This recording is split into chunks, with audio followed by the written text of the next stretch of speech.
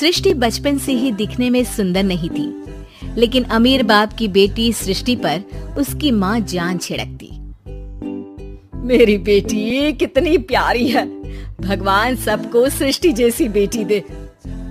सृष्टि धीरे धीरे बड़ी होती है। एक दिन सृष्टि की सहेली कहती है, तू दिखने में कितनी अजीब सी है, लेकिन मैं जानती हूँ हम सब में सबसे अच्छी शादी तो तेरी ही होगी। तेरे पापा अमीर जो हैं। और बता नहीं सकते यार, दहेज तो हर कोई देता है, ये क्या ज्यादा ले जाएगी अपने पति के लिए? अरे बड़े शहर में कोठी है इसके पापा की। अरे पापा की है ना, कौन सी इसकी है? इसकी होती तब तो कोई भी लड़का इससे शादी कर लेता। अरे पापा की मतलब पापा की है तो मेरी ही है ना? किसने कहा? अब तेरी तो तब होगी ना जब तेरा भाई ना हो। वैसे भी शादी के बाद सारी प्रॉपर्टी भाई के नाम होती है।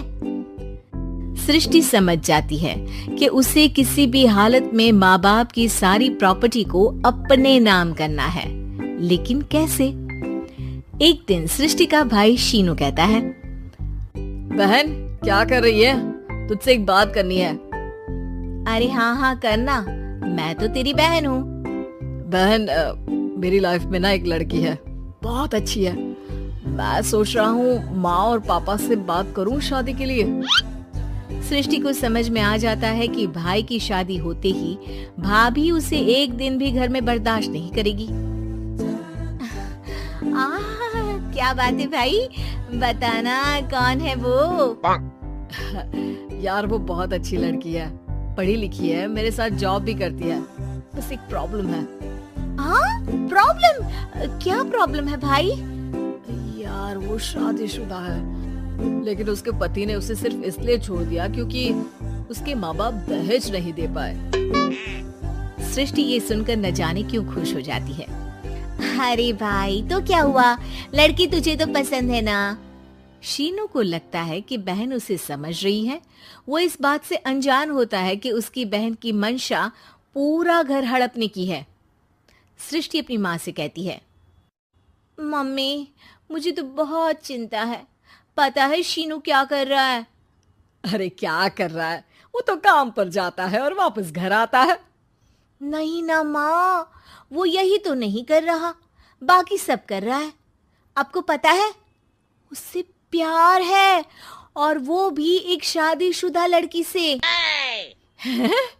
ये क्या हो गया? मैं सोसाइटी में क्या मुंह दिखाऊंगी? अरे तेरे पापा तो यही कहेंगे कि मैंने ही उसे बिगाड़ दिया है। माँ देखो, मेरी बात मानो, पापा पर भी विश्वास करने की जरूरत नहीं है। अब आप ही बताओ, पापा इतनी देर घर के बाहर रहते हैं क्यों? बोलो। अरे बेटा वो तो नौकरी करते हैं ना। तू बहुत भोली है माँ। पापा का ऑफिस तो 7 बजे खत्म हो जाता है, लेकिन देखो कितनी देर से आते हैं। अरे नहीं बेटा, ऐसी कोई बात नहीं है। सृष्टि माँ को एक औरत से बात करते पिता की फोटो दिखाती है। देखो माँ कैसे हैं पापा। मैं ना कहती थी कि पापा सही नहीं है। मैं तेरे पापा से बात करूंगी, दे फोटो मुझे। ओ माँ, वो तो डिलीट हो गई। लेकिन चल, तूने तो देख लिया ना। पापा से बाद में बात कर लेना, और हाँ मेरा नाम बिल्कुल मत लेना। हाँ माँ। अब क्या था, सृष्टि के माँ और पिता के बीच झगड़ा होना शुरू हो जाता है। सृष्टि के मन में क्या चल रहा था कोई नहीं जानता था। एक दिन, माँ सृष्टि के लिए एक लड़का देखा है, वो लोग शाम को उसे देखने आने वाले हैं। और हाँ माँ, एक खुशखबरी, मैं और पापा मिलकर एक नया बिजनेस ट्राई कर रहे हैं। शाम को लड़का आता है, सांवले रंग का। सृष्टि को तो बिल्कुल भी पसंद नहीं आता। लड़की की माँ कहती है, लड़की का चेहरा तो कोई खास नहीं, लेकिन अगर मेरे बेटे को आप लोग सेटल कर दें तो मैं उसकी शादी आपकी बेटी से करवा दूं। सृष्टि को लड़का बिल्कुल पसंद नहीं था। उसे भाई पर गुस्सा आ जाता है। लड़के वालों के जाने के बाद कहती है, माँ देखा शीनू मेरे लिए कैसा लड़का लेकर आया, न दिखाने लायक न सुनने लायक, सेटल भी नहीं, वो भी हम करे। अरे माँ, मैं जानती हूँ ये मेरी शादी किसी भी घर में क्यों करवाना चाहता है। अरे कैसी बात कर रही है बहन? तूने तो देखा ना, लड़के को मैंने ही मना कर दिया तुझसे शादी के लिए। जिसने लड़का बताया था उसने उसकी बहुत तारीफ की थी। बात आई गई हो जाती है, लेकिन सृष्टि का मन शांत नहीं होता। क्या करूँ, कुछ समझ में नहीं आ रहा। मेरी शादी हो गई तो ये लोग पूरी प्रॉपर्टी शीनू के नाम कर देंगे। मेरे हाथ तो कुछ लगेगा ही नहीं। तभी सृष्टि को आइडिया आता है। वो किसी वकील को फोन करती है। जी देखिए, अगर आपके मम्मी पापा का तलाक हो जाता है तो आपके पिता की आधी प्रॉपर्टी आपकी माँ के नाम हो जाएगी। फिर उसे वो किसी को भी दे सकती है। सृष्टि अब माँ को बेटे के खिलाफ भरती है। माँ, शीनू पर नजर रखा करो।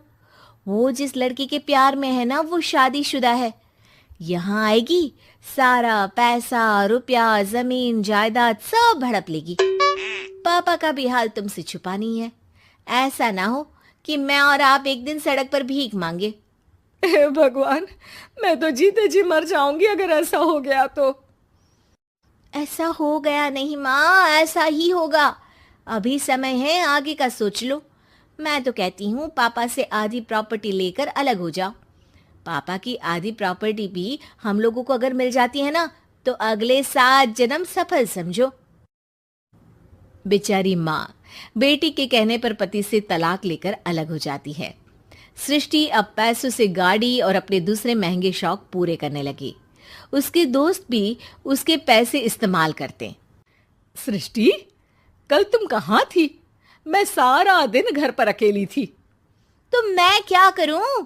मैंने ठेका तो नहीं लिया है ना तुम्हें संभालने का। माँ को सृष्टि से ये उम्मीद नहीं थी। वो बैठकर रोने लगती है। वहीं उसका पति यानी कि सृष्टि के पिता आ जाते हैं। मैं जानता था कि तुम्हारा यही हाल होगा, तो आपने मुझे रोका क्यों नहीं? मैं रोकता तो तुम रुकती क्या?